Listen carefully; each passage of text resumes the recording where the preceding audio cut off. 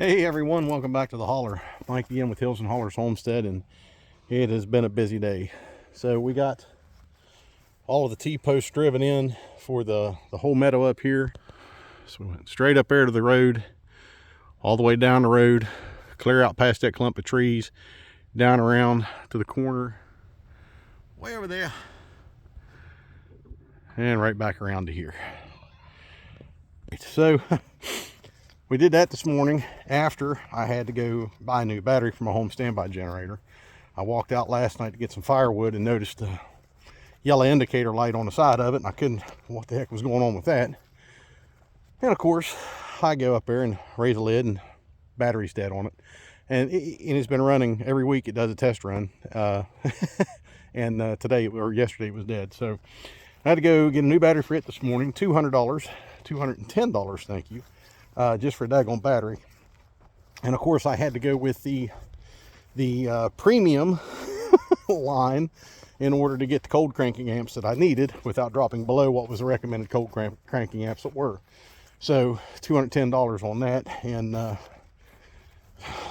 anyways, so we just about had a, and I'm going to use the word, a pig-tastrophe the other evening. So Friday evening, I'm gonna sit on this log. If you hear something snap and the camera hits the skyline, you know why. So I come out here. We had a bunch of errands to run since this is a 3-day weekend for us. I told the wife, I said, as soon as we're done at 4 o'clock, I said, let's just go out here. Let's get the animals fed, which I normally do. I said, well, we'll do that. And I said, then we'll go do all of our running because the kids went to their grandparents.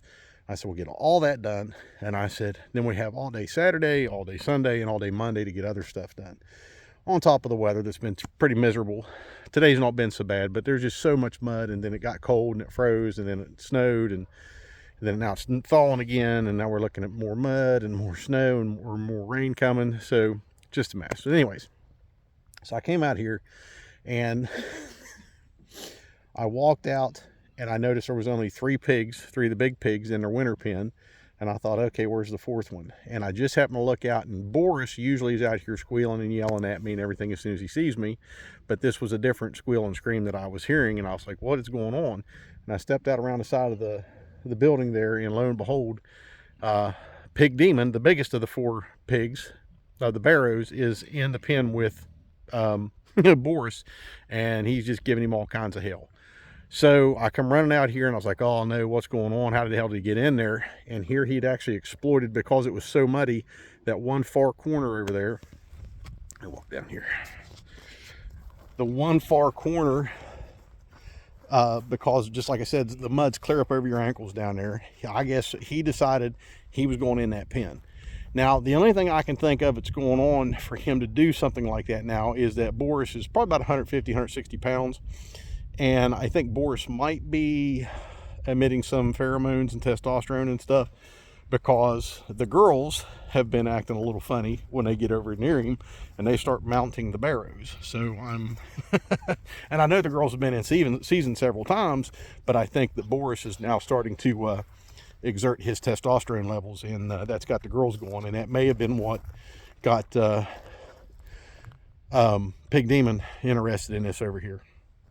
So anyways, he come over and he just completely tore that whole corner out. He laid down a whole 16-foot section of pig panel and 4 T-posts, just tore them completely out.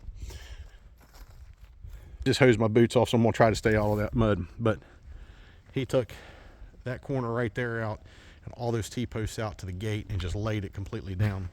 That mud, understand it's clay-based, so when you take a step, your foot sticks. You almost step out of your boots trying to get out of it. So here I am, I'm trying to get in there to get him out and keep Boris in. So I just grabbed my phone real quick, and I called the wife, and I said, drop what you're doing, come out here, unplug the fence. And I said, get out here, we got a problem. As soon as I hung up the phone, I reached over to grab a hold of that big 16-foot long pig panel, and the daggone hot wire was in it. And oh my gosh.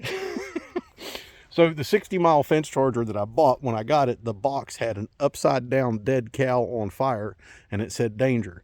And that is, and I've gotten little tingles off of it, but I got the full run of it that time, and that was like getting hit by a daggone truck. So I'm pretty sure my neighbors know that I use that other language now, because I'm already in mud, or over my ankles in mud, and I grab a hold of that daggone hot wire. Anyways, wife come out, and Pig Demon was not moving. He decided he just wasn't going anywhere. I couldn't get him to move, so the wife was trying to keep Boris back, to keep him from getting out. And Pig Demon, I ended up just having to get a T-post. I got a steel T-post, and I started whacking him on the butt to finally get him to move. And I had laid down that whole side, that whole panel, and finally got him out. Well, at the time I'm getting him out, here comes the other 3 big pigs coming to see what's going on. And of course the girls, they're in a lather, because they're they're mounting each other, they're mounting the other barrow and stuff. So it turned into a little bit of a free-for-all for a little bit, but finally got him out of there and got Boris back, was able to get the side up. And what we did was, I run extra, if I'm out of there, I run extra electric and put step-in posts there and there, and then over to that very far corner way over there. I know, I'm sorry, dirty muddy finger in the camera. Just ran a single strand of electric across there, and that keeps them out of that whole corner there. They cannot now get to the pen at all. And hopefully that'll deter any future efforts. So that solidified any hesitations that I may have when that day comes for the 2 barrows.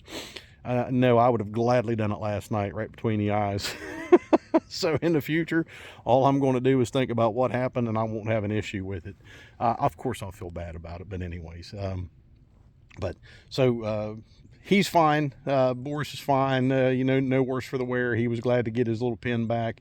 Pee-wee was fine. He was over testing that panel a little bit while he was in there, and that was my big thing, getting him away from that one as well.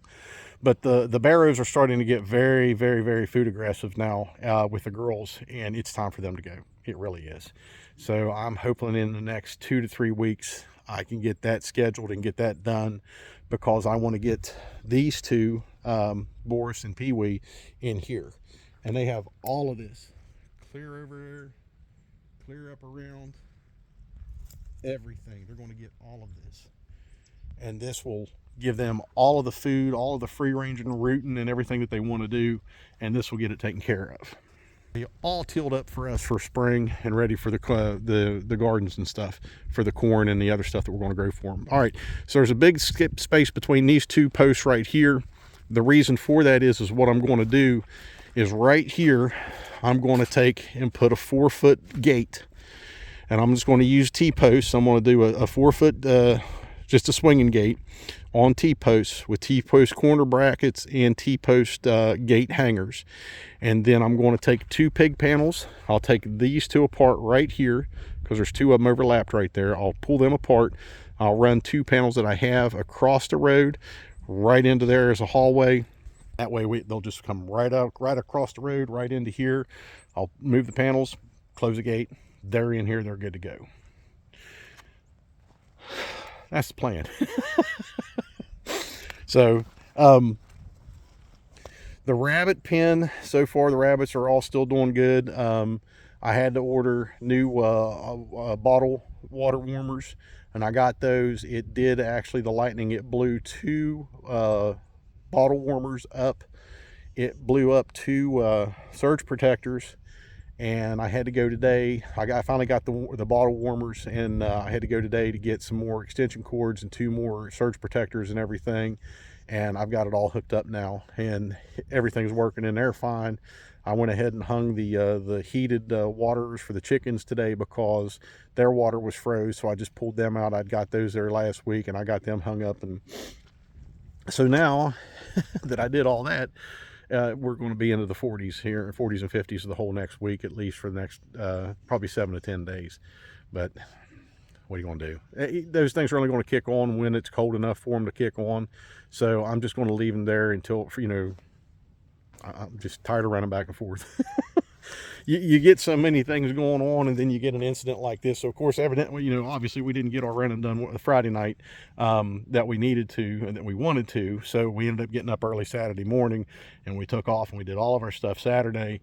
And then we even finally actually got it all done a little sooner than what we thought we would. We come home, we took off again, had another little thing to do. Then we went out and we had a nice little I don't know, lunch, dinner type of thing. And just me and the wife sitting down, chilling out, talking and relaxing and enjoying it. And we come home, we didn't do nothing the rest of the evening.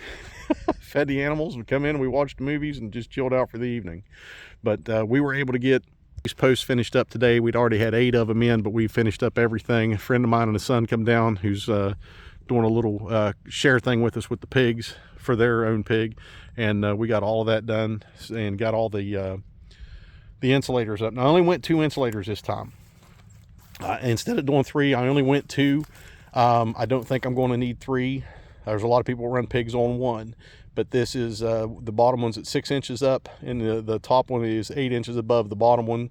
So we got a total, what, 14 feet right there, or 14 inches rather, not 14 feet. So I got 14 inches, 6 inches, 8 inches, and then thing is, pigs don't jump. They probably could, but I've never seen one jump. That doesn't mean anything. Pee-wee's finally coming out more. He's a little less shy. He's still more cautious than anything, but he's definitely not running and screaming and bouncing off of the electric fence and everything like he was when we first couple days. He's all right. Hey, and I said that, and then what's he do? He turns around and walks away from me. He's a good looking little feller. And there he goes. As soon as I get, hey, come around here and say hi to everybody, you knucklehead. Nope. Where you at? Hey, Pete. Now, of course, he's going to hide now. Oh, here he comes. And there he goes.